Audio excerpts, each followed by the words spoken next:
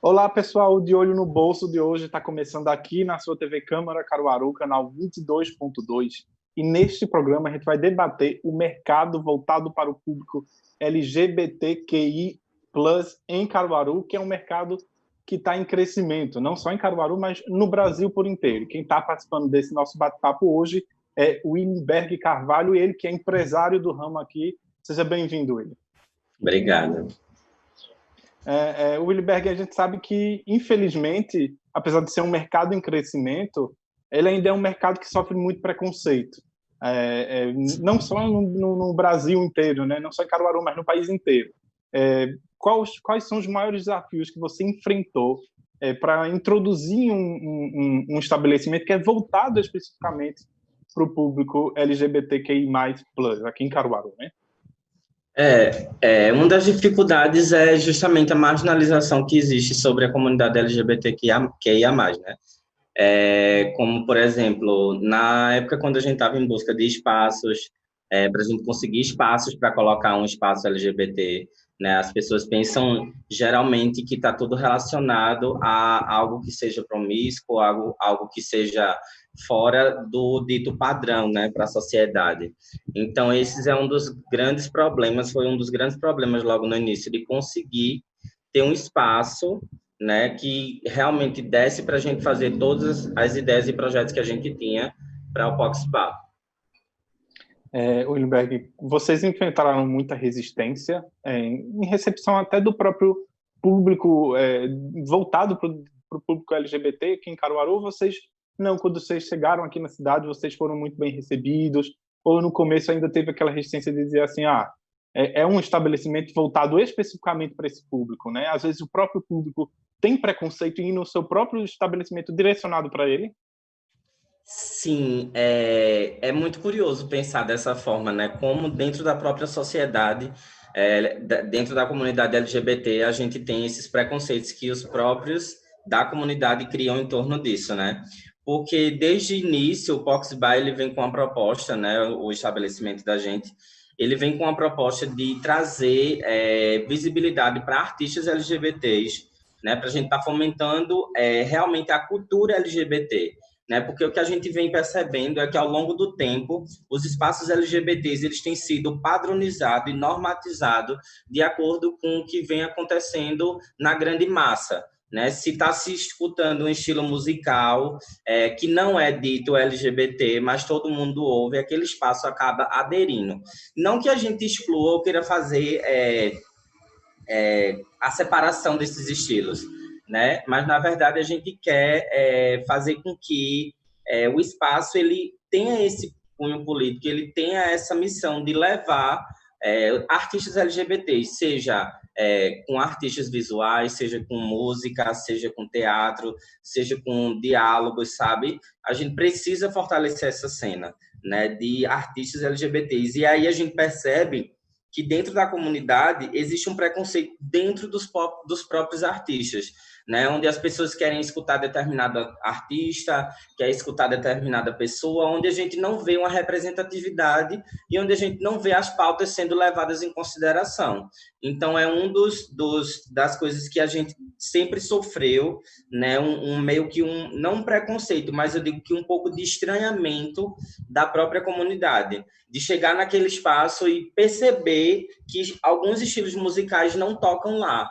Não porque a gente quer separar, como eu falei, mas porque a gente quer que a gente tenha representatividade e visibilidade para a comunidade. William, você falou uma coisa muito interessante, né? Geralmente, quando o pessoal pensa num espaço voltado especificamente para um público LGBTQ, eles pensam geralmente naquele espaço simplesmente com música. E você falou aí em teatro, inclusive vocês promoviam muitos debates, né? A gente não está promovendo porque a pandemia teve que paralisar tudo nesse primeiro momento de 2020. Mas como foi para vocês tentar trazer esse outro lado, né? Tentar mostrar o seguinte, que não, é um espaço que sim, ele tem um objetivo econômico, mas ele também consegue promover o debate, promover a aproximação desse público com as outras esferas também, né? Alinhando economia e meio que política, né? Caminhando lado a lado. Isso. Desde que a gente criou, né? Desde que a gente idealizou, eu, Felipe e Neide, né? Somos os idealizadores do Pox Bar. Desde que a gente idealizou a ideia do bar, a gente idealizou justamente com esse propósito, né? A gente idealizou o bar no São João do ano retrasado, né? Do ano passado, na verdade.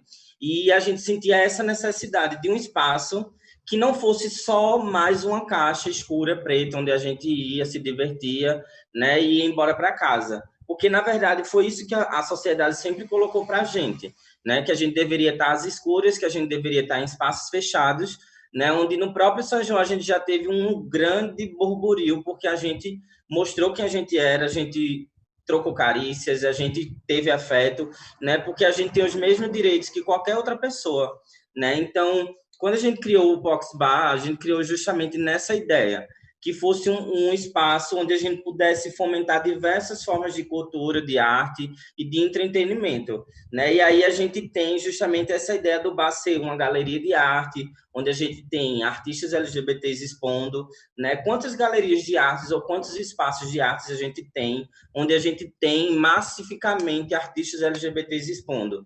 Isso não quer dizer que artistas héteros outros tipos de outras pessoas não possam expor no Pox. Lógico, podem, a gente faz várias parcerias com pessoas que também não são da comunidade, mas apoiam as causas da comunidade, né? Que isso é muito importante também.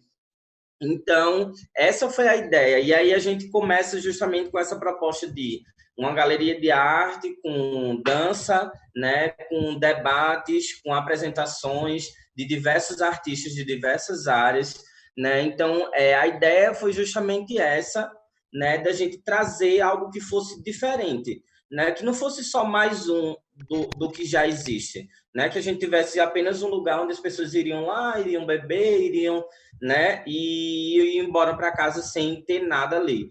Tanto que algumas pessoas até comentam, né, durante a noite elas estão lá se divertindo e elas conseguem ser impactadas por artes que estão lá expostas no bar, né? Elas começam a se perguntar, né, o que é a arte, né, e é exatamente essa proposta que a arte tem. Ela tem essa ideia de nos levar à curiosidade, né, a se perguntar, a fazer perguntas, né? Então, eu acho que o Pox ele consegue abranger todas essas áreas e consegue alinhar entretenimento com as questões políticas também da comunidade. O Wilber estava vendo, eu estava fazendo análise, estava estudando a pauta, vendo uma questão econômica, especificamente, que o mercado LGBT, o Brasil, ele é o segundo.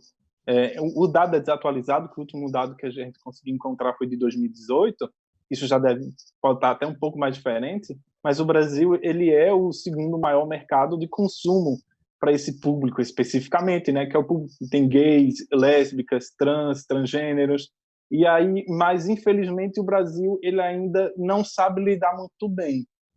Você buscou inspirações fora de Pernambuco, em outros estados, outras cidades maiores, como as capitais, né? Para trazer um espaço que pudesse, sim, atingir esse público, mas não atingir somente nele como uma massa, em sim como uma fonte de produção de conhecimento, como você já falou agora há pouco.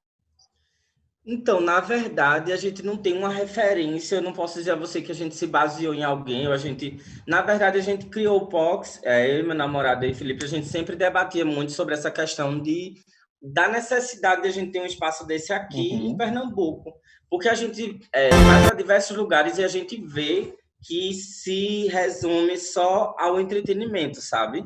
Não tem aquela coisa assim, e aí a gente vê também que até tinha em algumas situações, em alguns outros espaços, um debate, mas tipo assim, a cada 3, 4 meses, sabe? E aí a gente sentia a necessidade disso, e aí a gente, com as referências que a gente sempre buscava, com as ideias que a gente sempre vinha atrás, né? E também analisando essa questão, né, de que o espaço que a comunidade LGBT em si é uma comunidade onde gera muito dinheiro, né? Gera muito dinheiro. Então a gente começou a se perguntar para onde está indo esse dinheiro, né? Porque é como fala, no mês de junho todas as empresas e todas as marcas querem abraçar a comunidade LGBT, mas depois esquece, né? E isso é muito complicado, né? O dinheiro da gente tá indo para essa determinada empresa, para essa determinada marca, e está fazendo com que eles cresçam, mas que a gente continue sendo esquecido, que a gente só seja lembrado em junho, né? Então, a gente criou justamente o POX nessa necessidade e na necessidade também da gente, como LGBT, não ter tanta oportunidade de trabalho, de emprego na área que a gente queria, que era justamente essa área de curadoria de arte, de festa, de produção de eventos, de debates, né? A gente vê algumas pessoas trabalhando, mas quando você vai ver, é tipo uma empresa enorme com 5, 6 LGBTs dentro, né? Então, a gente sentiu essa necessidade de criar esse espaço, de criar essa movimentação aqui na região, tanto que a gente consegue fazer e ter um feedback da galera que vem de fora, né? A gente já teve gente vindo de Aracaju, a gente já teve gente de Salvador, a gente já teve gente de Maceió, e que fala que, eu queria tanto que tivesse um Pox Bar na minha cidade, né? Porque é aquilo que eu falei, é o mais do mesmo, é uma festa, você vai, se diverte, acabou-se, né? E eu acredito, como você mesmo falou, as pessoas que vão no Pox, elas conseguem sair de lá instruídas de alguma forma, né? Seja no atendimento da gente, seja no posicionamento da gente, né? A gente sempre foi contra qualquer tipo de preconceito dentro do espaço. Então, se a gente vê qualquer coisa, isso independente se a pessoa vai gostar ou não, a gente vai abordá-la, a gente vai dizer, isso não compete com o que a gente acredita, então a gente solicita que a pessoa se retire sim, né? Porque a gente quer um espaço que a gente LGBT possa conviver, possa ser livre, né? Para ser quem a gente é mesmo. A gente já vive tanto tempo na vida, né? Dentro de caixas, dentro de moldura, tentando se normatizar para agradar a sociedade, e a gente ter um espaço LGBT, a gente não poder ser livre da forma que a gente quer, é muito difícil.